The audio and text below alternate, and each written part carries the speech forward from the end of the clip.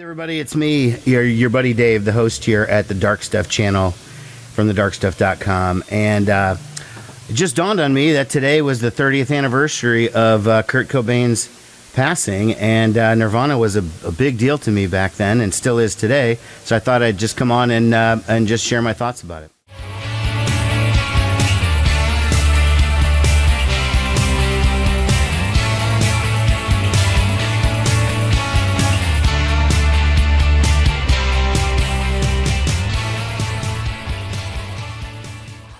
So yeah, I found out today that it was the anniversary, and I thought I'm just going to get on and talk for a few minutes. I got no script, I've got no agenda. I grabbed a couple of things, but this isn't really one of my, showing off kind of videos, to be honest. I still vividly remember the day when it happened. I lived in Seattle at the time. By coincidence, I was going to be leaving Seattle in May of 1994, but this was April 5th, 1994, and that was the day that he had died. And I initially didn't believe it when I heard. I mean, it was like the last few months of his life, there were so many rumors floating around Seattle. Oh, did you hear Kurt Cobain died? They used to say about Eddie Vedder, too. Eddie Vedder died, and all this nonsense. And then there was the incident in Italy where Kurt OD'd and was in the hospital. And there was a rumor for a minute that he had died there, and then he didn't, of course. But I remember that morning or afternoon or whatever, I was at the grocery store in Seattle, and I was going through the checkout line, and the checkout girl was like, "Hey, did you hear what happened to Kurt Cobain?" And I'm like, "Yeah, what?" She's like, "Oh, he died." And I'm like, "They say that every week. It's totally not true. Okay, come on." I was super dismissive. I drove home, I unloaded my groceries, I turned on the TV onto CNN, and there's Kurt Cobain's face. And I'm like, oh shit. He wouldn't be on CNN if it weren't true. He is actually dead. And one of the biggest regrets of my record collecting life was when I sold the entirety of my Nirvana collection, or I'd say 98% of it, in about 2002, at a time when I really, really was broke and I needed money, and I knew those were valuable records. I had the vinyl of every 7-inch, 12-inch, full-length album from Nirvana from 1989 all the way until 94 when they ended. I mean, I did keep a couple of collectibles. So there's this one, which is the CZ Records Hard to Believe, which is them doing Kiss's Do You Love Me. And this is the original cover before CZ Records got sued and had to change it because they used the Kiss faces without asking. Here's a European CD single for Sliver and Dive. It's got 2 live tracks on it, Spank Through and About a Girl. Live on that one. Here's a Hormoning, a Japanese EP that was really hard to find back in like 1991, 92. You had to scramble around for it. Most of these songs came out on other things like Incesticide and stuff, but at the time it was very hard to find this, especially D7, which was Wiper's cover. My In Utero CD is the Japanese version that had gallons of alcohol flowing through the strip as the bonus track. Again, that's come out again since then, but at the time, that was exclusive to that. Back in 1991, when Nevermind came out and Nirvana started blowing up, there was all these new songs that were coming out on bootlegs, and they were all bootleg 7 inches, right? And they were pretty pricey for just a couple of songs, usually kind of questionable quality, but I still saved, I sold most of them, but I saved a few. Here's one. This one has Drain You, Dumb, and a song called The End of Music, which I'm sure is actually titled something else. Okay, here's another one. Okay, which has Broken Mirrors, The Rocker, and The Eagle Has Landed. Those are all songs you've heard. Those aren't the real titles.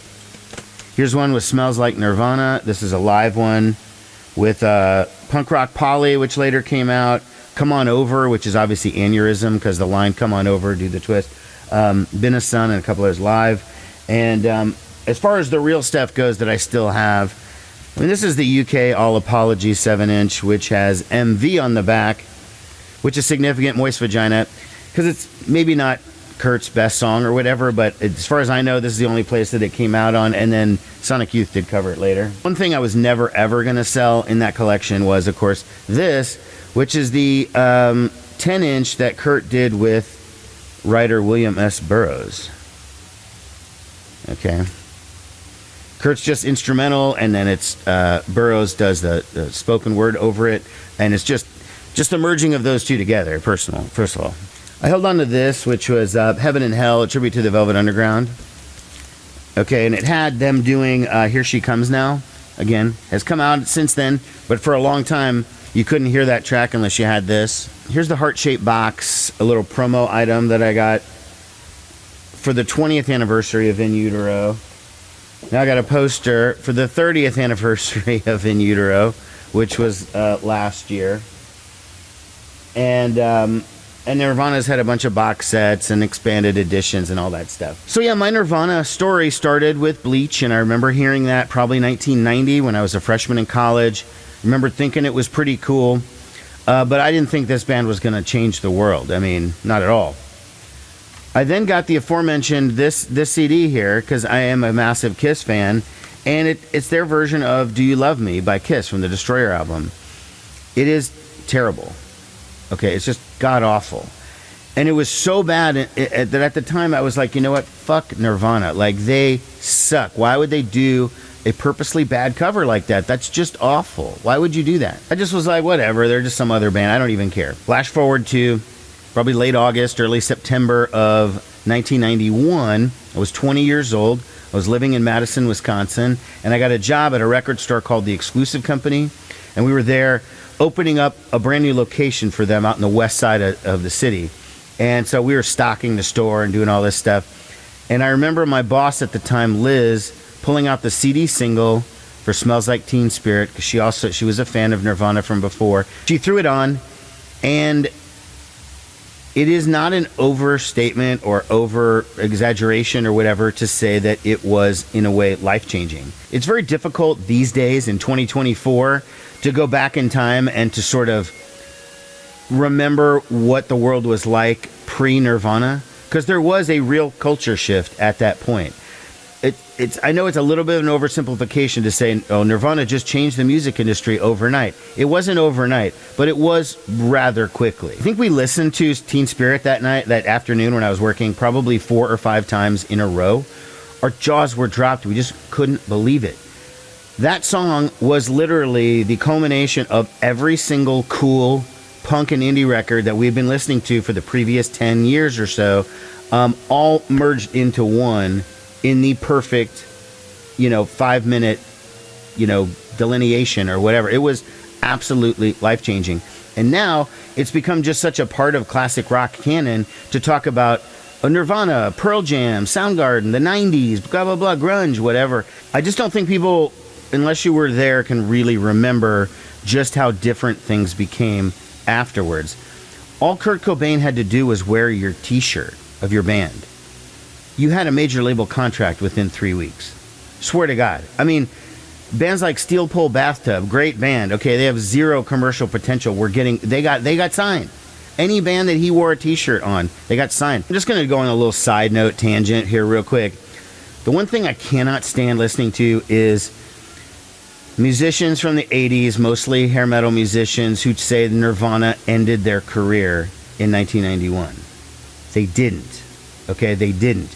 Your career was already over. You just didn't realize it yet. Nirvana made heavy, catchy music that was better than what all of those other bands were doing. But in terms of where people went culturally, I know Nirvana was big, and Nevermind probably did 10 million copies, and In Utero probably did 5 million copies, whatever. Okay, but most of those hair metal fans started getting into country. Garth Brooks, Billy Ray Cyrus, those guys sold like 15 million copies. That's where most of the audience went. Didn't go to Nirvana. I'm just a little cultural side note there. I was fortunate enough to be able to see Nirvana live one time only, but that's still one more time than most people. I saw them on January 7th, 1994 at the Seattle Center Arena in Seattle, obviously. Opening bands were Chokebore. It was a band on AMRAP that sounded a lot like the Pixies and the Butthole Surfers, which I'd never seen the Butthole Surfers before, but I've been a fan for a couple of years. It was a little strange because the crowd clearly didn't know them and didn't really care until they played the song Who Was in My Room Last Night, because that was the song that had been on MTV, and then the crowd kind of erupted for a minute and then went back to kind of ignoring it. While I lived in Seattle, I never saw Dave Grohl. I saw Chris Novoselic once or twice, just out and about. And I saw Kurt Cobain twice. First time was at the Crocodile Cafe. It was a Sebadoh show, and he was with Courtney Love, and they were standing in the back in the corner. I didn't try to interrupt them or anything. I just let them enjoy the show. I did kind of gawk at them for a minute, but that was it. Then I moved on. The next time that I saw Kurt Cobain was a total shocker, and it took me a second to even realize it was him. With the current vinyl revival going on, it's hard to remember when there was a time when major labels intentionally phased out vinyl. And in the early 90s, that was what they were doing. So you'd have a highly anticipated new album, like the new Nirvana album that was coming out. And they would make 1 million CDs, right? But they would only make maybe 2,000 or 3,000 of the album on vinyl. And they didn't care about it so much that they would actually put it out 2 weeks early and let the couple of vinyl heads in each city go out and get the record. And that was that. So there's just a few people really gave a shit. So I was at the record store because I gave a shit and I wanted to go get In Utero. This was at the time the most highly anticipated new release of the entire year. I mean, this was Nirvana coming back after Nevermind. What were they going to do? They had seemingly changed the world and whatever. So I'm standing in line. I get it, a copy, and I'm waiting in line. It wasn't a huge line or anything. And I see this guy in front of me. He's about my height. And keep in mind, this was late August, I think, late August, early September. So it was warm out. But he was wearing a 3/4 length coat and like a hunter's cap or whatever with the flaps and everything. And I'm like, okay, that's Kurt Cobain. What the fuck is he doing here? Why is he... And he's holding In Utero in his hands. And I'm like, what is going on? What is he doing? And he's next in line, and then I'm right behind him, and I tap him on the shoulder, and he turns around, and I'm like, hey, don't you get a free one of those? And he just goes, my record company never gives me anything. And he paid cash for the record, took it, walked out. That was that. Next time I saw him was January 1994 when Nirvana played at the Seattle Center Arena. I mean, I'm fortunate to have had that one tiny interaction with him because that's, again, one more than most people ever had. So most of this video has just been kind of reminiscing. I haven't really talked too much about what the music actually meant to me. It did mean a tremendous amount. There are a few bands in the 90s that I listened to more and that really had such an impact on me. You know, I got into a debate with somebody, a friend of mine, who was saying that they didn't think that kids today remembered Nirvana in the same way that they remembered, you know, the Stones or Van Halen and then he threw out Limp Bizkit, and I was just like, come on, dude, that's a bridge too far. I disagreed completely. I think there are a lot of kids today that still connect with Nirvana, not just with the shirts. Sure, it's become part of pop culture, the same way you see people with the Stones tongue, and they're not really Stones fans, they're just gotten it because it's a cool shirt. But anyways, I'm getting to the portion of the video where I ramble, but I did just want to recollect a little bit. Nirvana's career was so short, 4 years, 5 years maximum, and in terms of them being a high-profile national band, it was less than 3 years before Kurt died in 1994. It's just in my experience, because I was 20 at the time, I was the ripe age, the perfect age for that.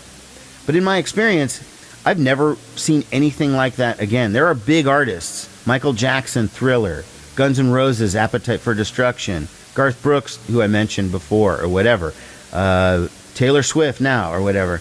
All those people have major impact. But none of them can really singly point to a certain spot and say, this is where music changed.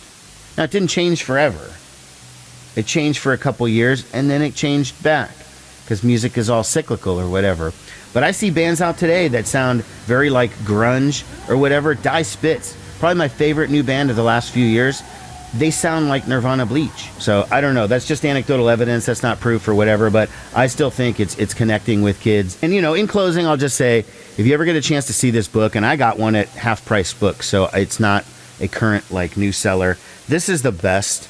This has, like, so many great photos and, like, recreations of things, of, you know, notes that he wrote, handwritten stuff, stuff from his journals and everything. I mean, feels like almost an invasion of privacy, but it's like, man, for a fan, this is so good. Cobain Unseen. If you can find this book, it's the one I would recommend. All right, that's all I'm going to say. I don't want to ramble for too long. Thanks a lot for watching. Take care. Bye-bye. So, you have a MySpace page or something?